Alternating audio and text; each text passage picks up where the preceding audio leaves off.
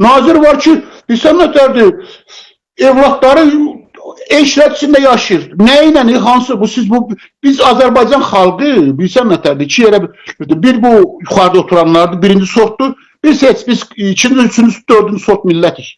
Qardaşım, bu cür biabırçılıq olmaz. Siz xara baxırsınız, nə ilə məşğulsunuz? Azərbaycanın milyardlarını siz aparıb xarici baylara qoyursunuz. Xarici baylarda başını bağlayıb, Şveysariya bankı bilsə nədir, Heydər bəy? Deyir ki, mənbəyini göstər. 10 il bundan qabaq aparıb yığıb doldular ora, indi Şveysariya bankından geri almaq istəyir, deyir mənbəyini göstər. Hardan alıb gətirib qoymuşdun bura? Vaxtı getdi, kim koruydu? Heydər bəyin, Hafız Hacıyevin, biz 362 manat mənə pensiya verir. Biz ondan nə eləyək? Mənim əmək pensiyamı vermədilər. Deyəndə deyirlər ki, Hafız Hacıyevdən. Qardaş, mən nazir olmuşam. Mən Azərbaycanda dünya bazarına 56 ton qara kürü çıxardan Hafız Hacıyev olmuşam.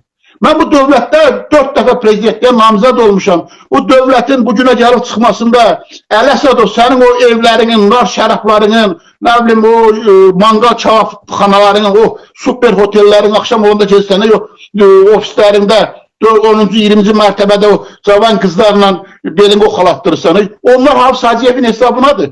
Başımıza oyun açırdılar da.